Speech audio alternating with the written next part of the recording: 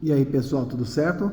Sejam muito bem-vindos, sou do canal Matemática para Iniciantes e no vídeo de hoje eu vou estar resolvendo esse limite aqui com vocês, é um limite indeterminado, certo? Eu vou resolver por diferença de quadrados, diferença de cubos e no outro vídeo aí eu vou estar resolvendo aí com o método da substituição, onde eu substituo o x por u. E vocês vão ver que o método também é muito bacana e tem vários outros métodos, né? Mas eu estou trazendo isso aqui que eu acho bem interessante. Então, primeira coisa, pessoal, fazer a substituição e a gente vê se vai dar um limite indeterminado.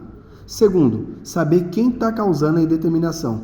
Esse é o principal passo para a gente resolver um limite. Se a gente souber quem está causando o problema nesse limite, a gente tem aí 90% do exercício resolvido. Então, tenho que saber quem é que está causando esse maldito zero sobre zero.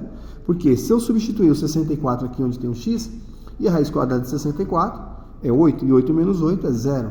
Se eu substituir o 64 aqui, raiz cúbica de 64 é 4, e 4 menos 4 é 0. Então, é um limite indeterminado. Então, quem está causando indeterminação no meu limite é x e o oposto de 64.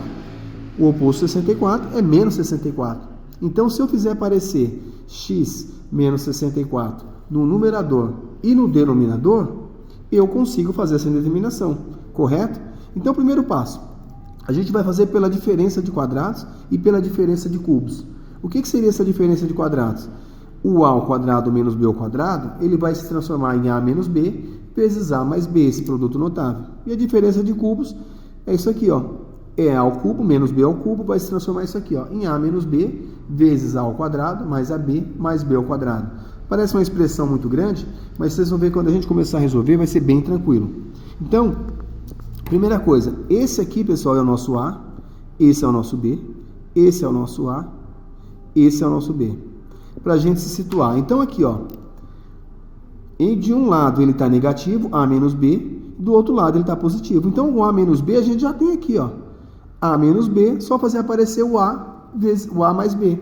A menos b vezes a mais b. Então, a gente vai pegar aqui, ó, a menos b vezes o nosso a mais o b. Só troquei o sinal, igual tá aqui, ó. Não mudei nada. A menos b vezes a mais b.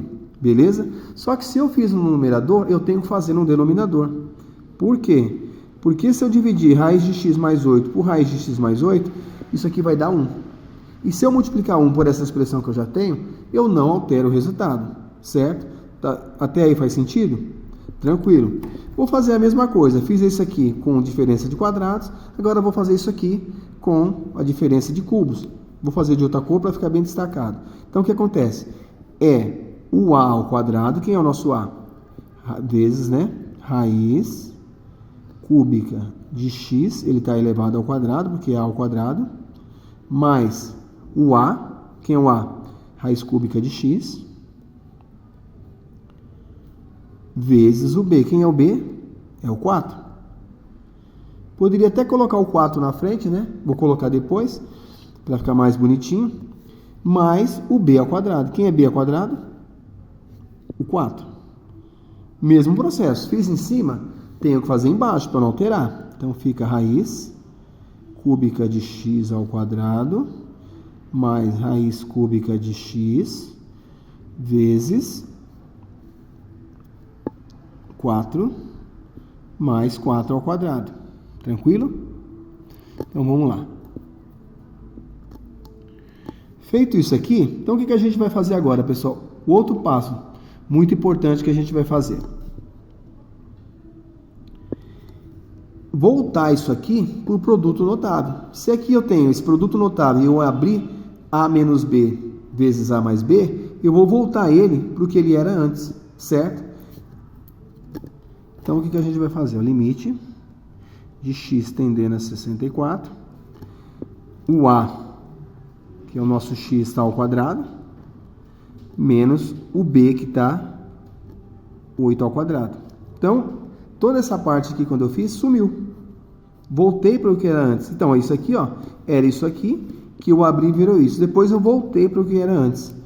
E copio a parte de cima de novo. Então, é vezes raiz cúbica de x, que está elevado ao quadrado, mais raiz cúbica de x certo? Vou colocar esse 4 para frente já, mais 4 ao quadrado. Então, a parte de cima, tranquilo, resolvido. Agora, eu vou para a parte de baixo. A mesma coisa. Se esse cubo aqui eu abrir para cá, então eu tenho que voltar para o que ele era antes. Então, vai ficar assim, ó. O nosso A, que é esse cara aqui, ele está elevado ao cubo, né? Raiz cúbica, ele está elevado ao cubo. Menos, quem é o B? O 4, que está elevado ao cubo. Então, quando eu faço isso aqui, ó, então toda essa parte aqui eu eliminei, certo? Porque isso aqui é o que eu tinha aberto do cubo. Quando eu voltei para isso aqui, essa parte toda some. Ficou essa aqui. Só que eu tenho que copiar isso aqui de volta, né? Que sobrou isso aqui. Isso aqui é do diferença de quadrados. E agora, pessoal, eu já começo fazendo o seguinte. Eu vou eliminar essa raiz, porque se eu tenho uma raiz que está elevada ao quadrado, a raiz some. Então, sumi a raiz, ficou x menos 8 ao quadrado, 64. Copio o restante da expressão, raiz cúbica de x elevado ao quadrado, mais 4 vezes a raiz cúbica de x, mais aqui já vou resolver, né? 4 ao quadrado, 16. E agora eu vou cortar essa raiz, do mesmo modo que uma raiz ao quadrado, raiz elevada ao quadrado corta e some a raiz, do mesmo modo a cúbica também some. Então, se eu corto aqui, ó, eu sumo com essa raiz. Então, fica x menos raiz cúbica de 4, 64. Opa! Apareceu aqui o cara que eu queria eliminar, né? Ó, o x menos 64. Ele apareceu em cima e apareceu embaixo. Era ele que estava fazendo da indeterminação no meu limite, certo? Então, vamos lá. Copiar isso aqui de volta. Raiz. Agora, pessoal, não preciso mais copiar o limite, né? Porque eu posso fazer a substituição direto, porque eu já sei quem causa a determinação. Fiz a simplificação e agora eu só vou substituir onde tem x, eu coloco 64. Então vai ficar assim, ó. Raiz cúbica de 64 é 4. Só que esse 4 ele está elevado ao quadrado, então ele é 16. Certo?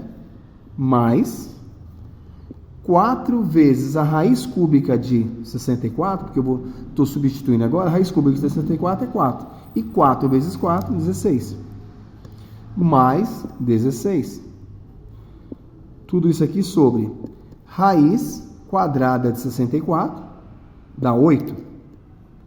Mais 8. Então, 16 mais 16 mais 16, 48. Dividido por 16. 48 dividido por 16 é 3. Então, o resultado desse limite, quando x tende a 64, é 3. Então, quando o meu x estiver tendendo a 64, o meu eixo f de x está tendendo a 3, certo? Então, esse que é a interpretação desse limite. Então, espero que vocês tenham entendido, espero que vocês tenham gostado desse método. Se ficou alguma dúvida, deixa aí nos comentários, que o próximo vídeo eu vou resolver por substituição e vocês vão ver também que é bem tranquilo, tá? Então, primeira coisa, pessoal, saber quem te causa o problema no limite. E você tem 90% garantido.